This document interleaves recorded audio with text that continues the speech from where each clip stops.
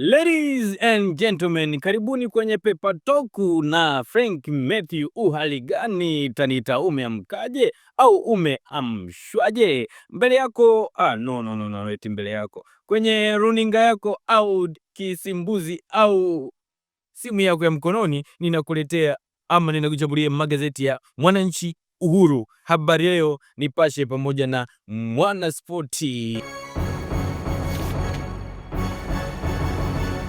Moja kwa moja tuanze na gazeti la Mwananchi. Habari kuu, ushahidi fiche unakiuka haki.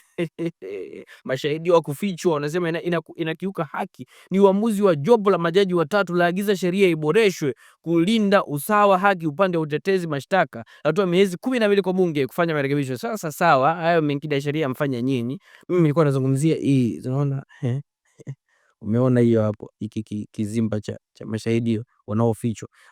Hapa mmekatengeneza kazuri, kale mmekaona kale kananilio ambacho kanatumika sasa hivi. Mbona hata sio kazuri hivi? Yamekaa kama vile na new sanduku la kunanilio hivi, ukikaa mle ndani joto, alafu sasa joto lile la mle ndani na maana changanya na maswali ya Mheshimiwa Lissu. Unatamani ukimbie kwenye kale kasanduku, mbona unaweza kuulizwa jina ukao umesahau hadi jina lako. Habari nyingine katika gazeti la Mwananchi nasema Mheshimiwa Lissu shahidi walivyotoana jasho na PGO. Ukisikia tu PGO, kama unafuatilia kesi unajua PGO ni nini. Yaani kama vile uanze kuulizwa maswali ya shuleni. Huu mtihani umepata 100? Ndio. Kwani umepata 100? Sijui. Nani alikuandikia mtihani? Niliandika mwenyewe. Mbona maswali mengine umepata vizuri? Aliandika mwalimu. Imekuwaje umepata 100? Nilijisaishia. Unaruhusiwa kujisaishia? Hapana. Nani atakiwa kusaisha? Mwalimu mbona kumpa? Hakuepo. Nikaona nijisaishie mwenyewe. Wewe unachezea PGO nini? Habari nyingine katika gazeti la Mwananchi nasema Mheshimiwa Wasira afunguka. Huku kwenye siasa hakuna msamiati kustaafu. Mheshimiwa Wasira, unataka tuondoe neno msamiati kustaafu? Unataka mdumu hapo milele? Kwa hiyo sio kustaafu, ni kukaa tu pembeni kwa muda. Msome hiyo habari kwenye ukurasa wa 6 ndio mpatie ufafanuzi. Sarakasi mgogoro wa CUF. Sarakasi, unajua kule shuleni kipindi hicho tunasoma sisi, wengine wako wanakuja watu wa sarakasi, tunatoa shilingi 100. Shwa. Alafu wanatuchaji kwa ajili ya nanilio kufanya mazinga umbwe, mara hela wanageuza karatasi, wanageuza hela. Mara si kumtoa utumbo mtoto hivi. Kuna siku walifanya nanilio mambo yakawa nakataa, karatasi hazitoi hela, kumbe ilikuwa nimegeuza viatu. Sio viatu, ndala. Viatu nitoe wapi mimi kipindi hicho? Unageuza ndala, wale watu wa sarakasi wanakosa vitu vya kufanya. Sarakasi mgogoro wa CUF. Wazichapa na kwambia hao watu tunamtaka Libumba. Hatutaki. Kama mmeshindwa na nyewe jiungeni kwenye PGO huko. Unaanza kushindana kwa ngumi. Kwa nini msisajiliwe mkao mabondia kutoka CUF na bodi ikawa inawafahamu?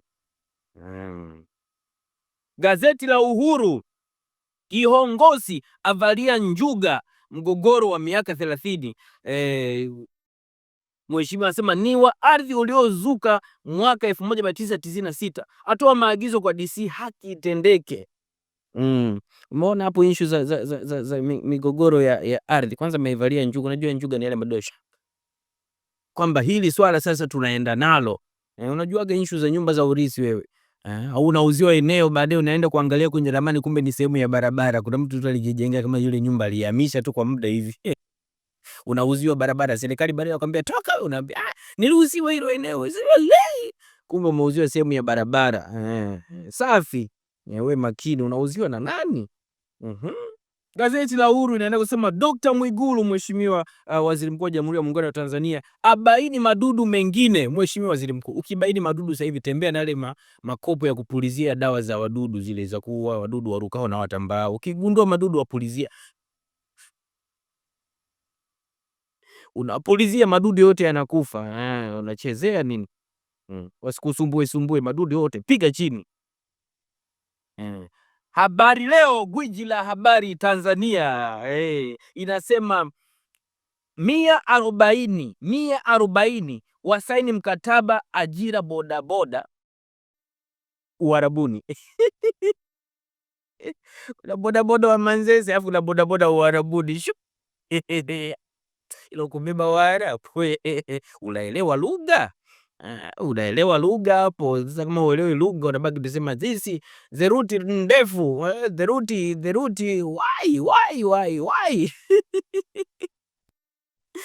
unakuwa bodaboda Uarabuni alafu sasa ukiwa bodaboda Uarabuni hata wale vichenchende vyako waambii ukweli kwamba unapiga bodaboda Uarabuni, waambia kuna hivi napiga Uarabuni, wanajua una makampuni unasafirisha makontena kuja Bongo, kupo unasafirisha watu kwenda kwenye kona za Uarabuni, nawe ni ajira, usione aibu, pambana mchezo nini. Hilo ni gazeti la Habari Leo.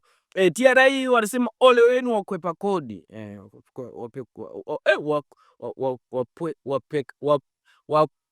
wakwepa kodi eti wapweka ila kukosea. Mimi niwaambie tu waheshimiwa ndugu zangu TRA pamoja na kamishna mkuu, sio tu hivyo, kuna wale watu ambao niwashukuru sana walipa kodi wote wa ngazi ya chini mpaka juu, lakini kuna wale watu ambao wanatu disappoint. Unakuta mtu mbele huku ameweka kaduka, anakuta labda anauza kachumvi na kiberiti, lakini ukifungua mlango wa dukani kwake kwa nyuma sasa unakuta bongi la mgodown, kuna likiwanda huku linazalisha madude. Akamwambia mimi nauza tu kiberiti. Sasa unashangaa mbona anauza kiberiti? Amepaki V8. Viberiti viwili shilingi 50 ndo apate na nili V8 kama lile. Fungua nyuma huku unakuta ligodown na mizinga inazalisha huko, wengine wanazalisha mawili chafu, wengine wanazalisha si madude gani ya haramu, wengine wanazalisha pombe ambayo itakiwa izalishwe Marekani huko, wanaipiga pale, changanya maji, changanya na oil, changanya na panado, pombe inatokea, watu wananchi wanakufa ovyo kwa makansa. Changanya na hao, weka ndani. Hiyo ni gazeti la Habari Leo. Asante sana gazeti la Habari Leo. Lakini geukie gazeti la Nipashe. Baada ya ripoti ya Nipashe, Kimarasuka kwa wekwa taa askari. Nilisema kwamba pale jamani, serikali angalieni namna kuna kwa giza, mtu mwingine mtu anapita huko anajigonga, hata kama hajagongwa na gari anajigonga tu kwenye barabara yeye mwenyewe. Sasa hivi serikali imefanyia kazi baada ya kuripotiwa kwenye gazeti na Nipashe, na mimi kukazia kwamba serikali hapo yenyewe watu wanakufa sana, imeshapigwa taa na impigwa na askari full time, watoki pale. Sasa ajali, sogea uone. Wewe unajifanya unajua kuua watu. Sogea Kimarasuka. Tunakusuka kwanza Kimarasuka ni sehemu ya watu ambao unatakiwa umeshasuka. Kimarasuka sio unakuja na kipara chako wewe na nili ya ajali. Huwezi kusogea pale. Daktari bingwa ataja siri shabiki kufa ghafla uwanjani. Sasa daktari bingwa unataka utaje sababu za Danilio wana Simba kuanza kudondoka uwanjani? We daktari bingwa ushawahi kwenda uwanjani? Yaani kuna ule muda timu yako unatakiwa ushinde, wewe mwenyewe ndio unajikuta unacheza huo mpira. Kakosa unatamani uingie, ndio vitu kama hivi, kwa sababu mpira unakuwa umekuvaa. Sasa ikiwa too much nayo ni changamoto, muda wote unawaza mpira tu, muda wote unawaza si madude gani, muda wote hadi wewe pata ndio unaona we mke wako unarudi nyumbani anakuambia chagua kati ya mpira au mimi. Wewe unaambia usifananishe mpira na vitu vya ajabu. Vina limiti, vina kiwango. Don't weka hapo Kiingereza hapo, don't nini too much of the football, kushabikia ring kutaenda na bati. Waraibu wa kubeti wahamia mtindo mpya wa maisha. Wale walio kubuhu kwenye kubeti, akiamka kubeti, akilala kubeti, akila ni kubeti, akitembea ni kubeti, muda wote anawaza mikeka. Ukiendelea mikeka inatoa odi kwa mbili, GG, bozi team to score. Yaani ndio lugha ambazo mtu anakuta anaziongea hizo. Yaani ukimwambia hata mambo ya kusoma vitabu vitakatifu yeye anawaza GG. Mtindo mpya wa maisha. Fanya mchezo nini issue za kubeti.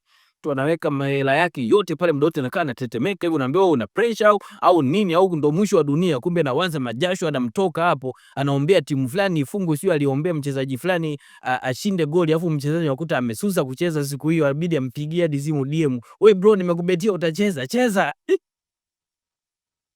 Hatari.